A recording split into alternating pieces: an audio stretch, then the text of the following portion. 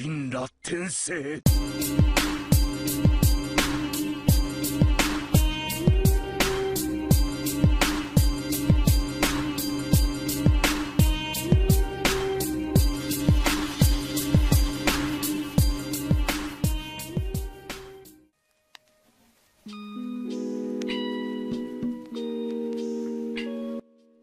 Okay, so episode 44 just came out, and oh my god, we are going to review it right here and right now.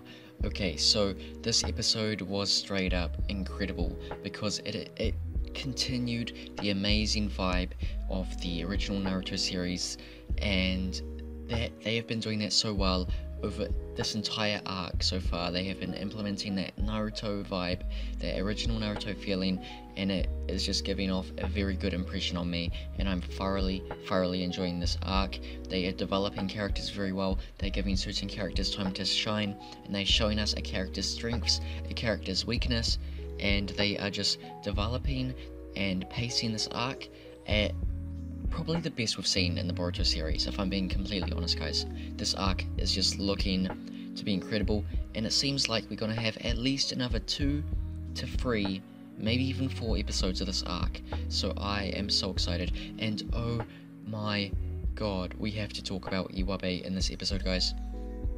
Because he is just insane. He is insane.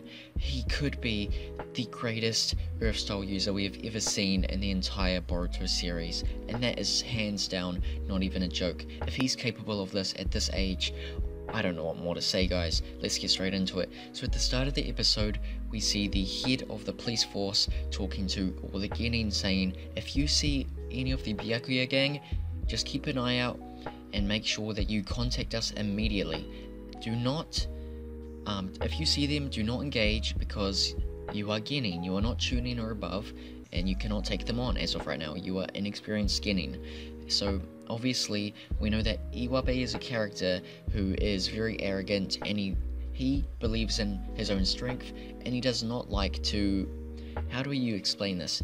He kind of reminds me of the original Naruto in a way, because if he thinks he can do something, he is going to try to do it, and even if he fails, he still has to give it his all in order to try to accomplish it, because it's for the better of the people. So we see Iwabe and Team 5, Midori and Denki, working at a construction site, just carry on with a normal mission. And by the way, okay, so this is the insane part. Iwabe fully builds, he literally builds like the foundations of a house using at least 20 absolutely massive mud walls, and they are massive, and there was at least 20 or more of them. God, and he just pulls it out with like nothing. He just does it. 20 massive mud walls, and oh my god, guys, you know, Team 5 is all complimenting him because Iwabe is insane. So anyways, someone walks into the construction site and says, the robbers, they are here, they're wearing our masks. So instantly, Denki says, let's quickly contact the police, but Iwabe, like I just said before, he's arrogant, and he will try to do it himself, because it is for the better of the people. Although he was told not to, he knows that it is for the best if they are to try to go and get them, because this could be their only chance. So Iwabe instantly chases them, Team 5 follows, and Iwabe yet again pulls out so much chakra to make these insanely massive mud walls, and makes the biggest freaking mud wall thing we've seen in the entire series. He makes this massive circle mud wall around the Byakuya gang, around some of the members, and it was absolutely massive, may I add. And he just did it after building half a construction. Like, what? Iwabe's chakra reserves must be insane. He must have so much chakra. How? I don't know. But they purposely did this, guys.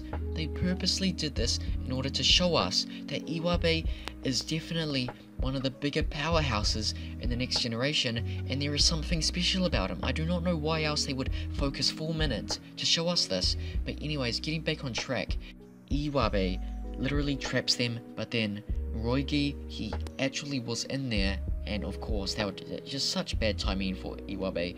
Roigi was in there, he broke through and instantly throws a kind of ice blade at Dinky, and this is where Midori's injury comes into play, because Midori instantly goes in front of the blast in order to protect Dinky, kinda deflecting it, but still it did injure his arm, and it seems like he's out of action for a while. So next thing we know, we're in the hospital, and Iwabe is getting told off by none other than Udon. Udon is Team 5's sensei, guys. Oh my god, what a surprise. We have not seen him in so long, and here he is, and he looks so different. Like, he isn't the same snotty brat that he used to be, you know? He's like a proper guy now, and that was cool to see. Like, he's Team 5 sensei, and that was cool to see, but essentially he's pretty much just telling off Iwabe, saying, you know, Iwabe, you were very arrogant, you know, I told you not to go off on your own and do this. You're still an inexperienced genin, you can't do this type of stuff. And then he tells them that he is gonna, you know, Iwabe is pretty much locked up in his house for a little while, you know, kinda on like a detention type of thing. I don't know how you would explain it, timeout if you will. So that is one of the I hyped myself up so much for this episode because of Iwabe, so to see him get put out of action so quickly kind of angers me, but I feel like it isn't that bad considering the amount of power we saw him have in this episode. But continuing on with the episode in general, so we see Iwabe get told off, and then we continue on with the episode, and this is where everything goes into just story progression and so on. So it continues the trend that we saw in last episode of Boruto trying to figure out whether or not the Byakuya gang is good or bad. And so we see on the TV in the hospital that, you know, it shows on the news channel all these people praising the Byakuya gang because they are helping out the community, and then you have the genin there thinking to themselves, well, are they good or are they bad? Because, you know, they are helping people, and at the end of the day, if they're helping people, they can't be that bad, right? So that's kind of the conflict. And then Boruto goes home, and Himawari says the same thing. She says, are the Byakuya gang good or bad? And then Boruto finally decides, even if they are doing something good, the way they're doing it is wrong because they're putting innocent people at risk, and that is the wrong thing to do. They could go about it a different way, and that is completely correct, you know? They shouldn't be doing it the way they are doing it, because although they are helping people, they are still doing it the wrong way and stealing and putting other people's lives at risk. So that is a definite downside, and Boruto is definitely correct. And I just want to say, Boruto's maturity has been going up recently. In this episode specifically, we don't see him, I mean, a lot of character development is going on for his character, and that is very, very good going into the Chunin exams especially. And yeah, so anyways, I guess you could call this the third part of the episode. We see Shikadai and Roigi. So Roigi goes back to his camp, from after having his little exchange with Dinky, Iwabe, and Metal. He goes back, and the leader shows Roigi the plan, and Roigi instantly says, I have to go, blah blah, because he wants to play with Shikadai. So that's what he does. He goes plays shogi. And damn, man, the friendship they have is very interesting. This is gonna sound far-fetched, right? I mean, it's not gonna sound far-fetched, but it's gonna be a weird comparison, but it kinda reminds me of Madara and Hashirama in an odd way. I mean, not specifically because they were more rivals, but just the relationship is kinda soft, and it's not like the best as of right now, but it's kind of got that softness, and you know that they could be very, very good friends in the future. So they talk, and slowly and little by little, Shikadai is starting to pick up hints. You know, he's starting to think, this guy, there's something odd about him. And this is pretty much confirmed when Roigi leaves, because Boruto comes over to see Shikadai, and then Roigi instantly leaves, and Boruto says, do I know you? And Roigi says, maybe it was just someone like me, but instantly Shikadai knew. He knew something was up, and I think Roigi said something that triggered Shikadai's attention, and then he left, like instantly. He said, okay, this is what he said. He said, you guys, I have to go now. You guys better take care too, because there is a lot of strange stuff happening. And that instantly caught Shikadai's attention, And then about 2 minutes later, we see we see Team 15, you know, Sumire, Namida, and Wasabi trying to guard the exit where the Byakuya gang were raiding. They actually ended up raiding some place in this episode, and Team 15 were waiting outside, but Timari came to their rescue, luckily just in time, and then they chase Roigi back towards the park where Shikadai and Boruto were, and that's where the massive thing begins. This is where something really important happens, because Timari says, "Shikadai, Shadow Paralysis Jutsu, use it quick," and then he says, "From this range? What the heck? No." So after this happens, and after Roigi gets away, Timari believes that something must have happened, and Shikadai obviously knows something. She says, "That is not like you, Shikadai. What happened?